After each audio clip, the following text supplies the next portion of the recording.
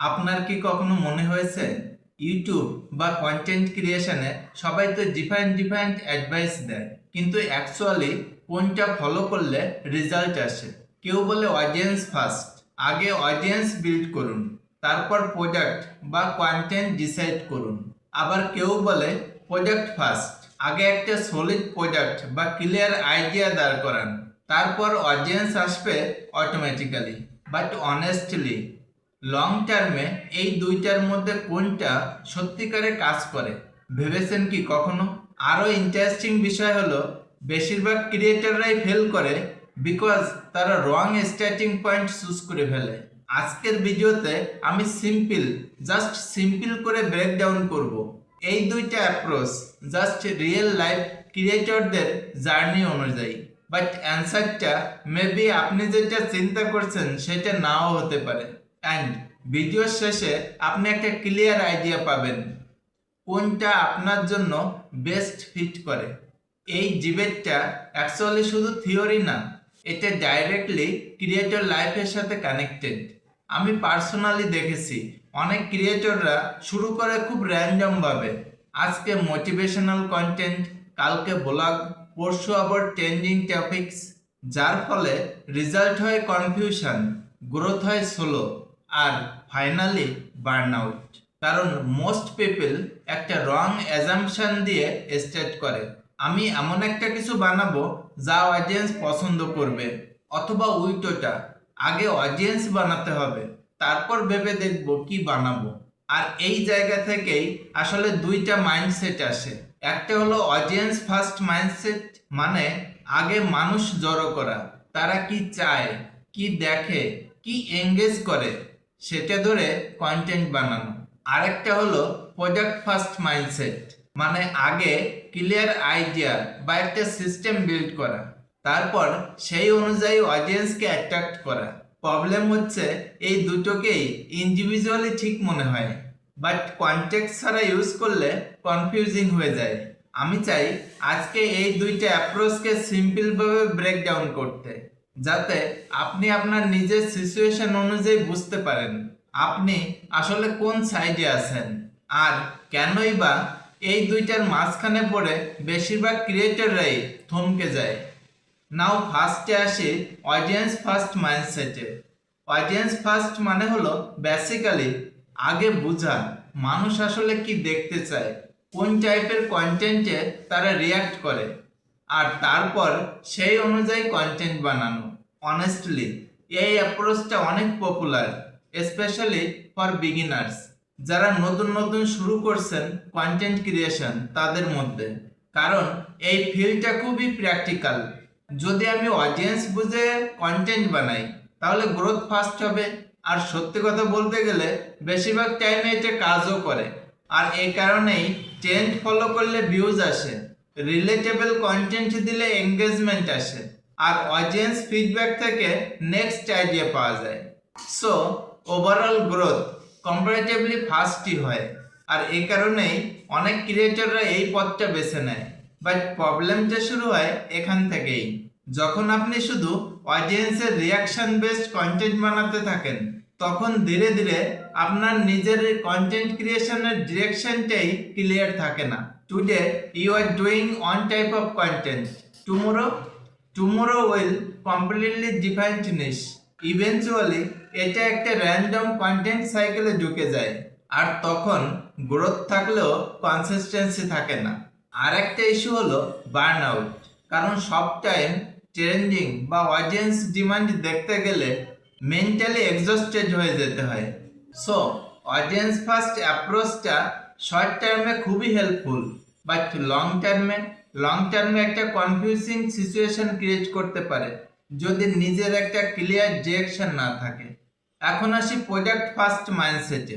Product first মানে হলো আপনি আগে ক্লিয়ার করে নেন আপনি আসলে কি বিল্ড করতে চান, আপনার কন্টেন্ট বা আইডিয়াটা আসলে কি ভ্যালু দিবে, আর তারপর সেই অনুযায়ী অডিয়েন্স ন্যাচারালি আসবে। এই অ্যাপ্রোচটা বেশিরভাগ ইউজ করে বিজনেস ওনাররা অ্যান্ড সিরিয়াস কন্টেন্ট ক্রিয়েটররা, কিংবা সিরিয়াস লং টার্মের কন্টেন্ট ক্রিয়েটরসরা।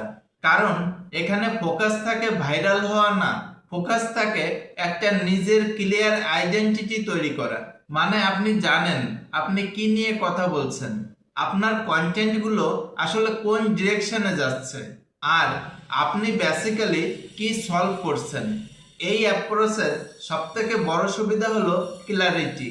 আপনার একটা স্ট্রং আইডেন্টিটি তৈরি হয়, অডিয়েন্স আপনাকে একটা স্পেসিফিক বিষয়ের জন্য চিনে ফেলে, এর ফলে ট্রাস্ট বিল্ড হয়, আর লং টার্মে একটা স্টেবল অডিয়েন্স বেস তৈরি করা ইজিয়ার হয়।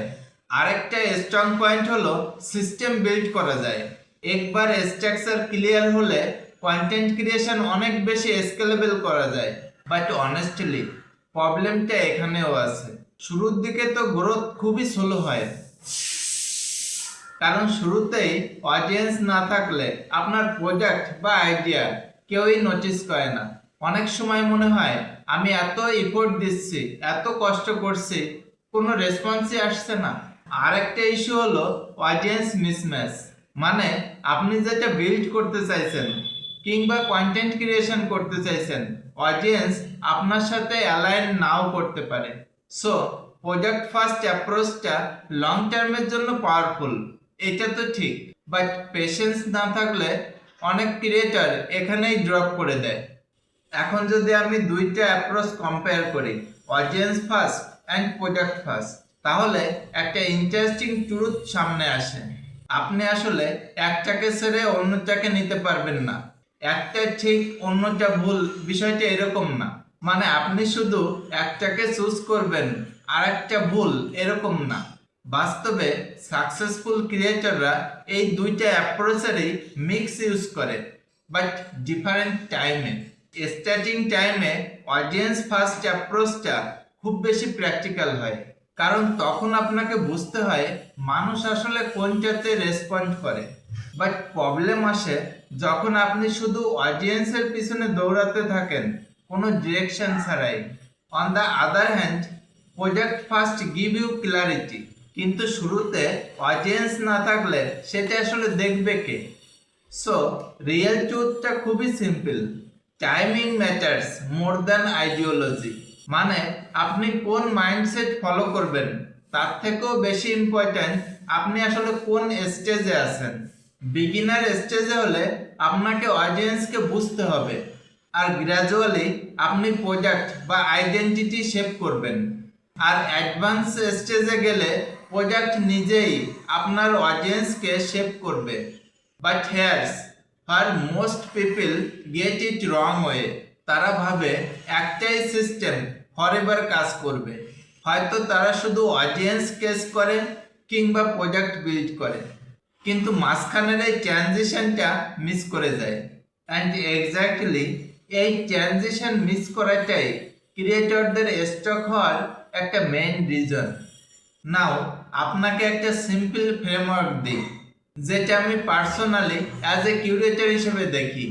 আপনি যদি একদম বিগিনার হন, তাহলে আপনার জন্য অডিয়েন্স ফার্স্ট অ্যাপ্রোচটা খুবই ইউজফুল হবে, কারণ তখন আপনার মেন কাজই হলো লার্ন করা।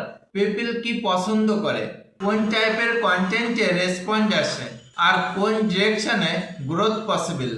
বাট যখন আপনার কাছে ক্লারিটি চলে আসে, মানে আপনি বুঝতে পারেন যে আপনি কোন নিশ বা আইডিয়া নিয়ে কাজ করতে চান, তখন প্রোডাক্ট ফার্স্ট মাইন্ডসেটটা খুবই ইম্পর্ট্যান্ট হয়ে যায়।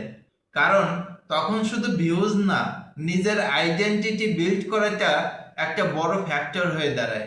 বাট রিয়েল গেমটা হলো এই অডিয়েন্স আর প্রোডাক্ট একসাথে অ্যালাইন করা।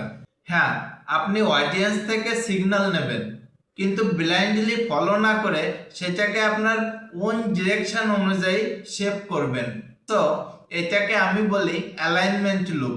You listen to audience, but you also build your own system over time.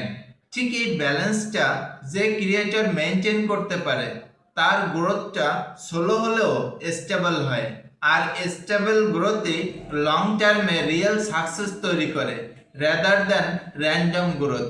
So overall যদি সামারাইজ করি, audience first and product first এই দুইটা আলাদা আলাদা সিচুয়েশনের জন্য ইউজফুল, বাট রিয়েল উইনার কোনো ওয়ান স্ট্র্যাটেজি না। রিয়েল উইনার হলো ক্লারিটি ওভার টাইম। এটা একটা অনগোয়িং লার্নিং প্রসেস। তবে একেবারে বিগিনার হলে আমি বলবো প্রথমে অডিয়েন্স ফার্স্ট মাইন্ডসেট দিয়ে শুরু করুন, তারপর নিজেকে অ্যাডজাস্ট করুন, আর ধীরে ধীরে কন্টেন্টগুলোকে প্রোডাক্টের দিকে শিফট করুন। আর হ্যাঁ, এই ধরনের ক্রিয়েটর মাইন্ডসেট, স্ট্র্যাটেজি ব্রেকডাউন এগুলো যদি আপনাকে হেল্প করে তাহলে চ্যানেলটি সাবস্ক্রাইব করে রাখতে পারেন। আপনার গ্রোথের জন্য নেক্সট ভিডিও মিস হবে না।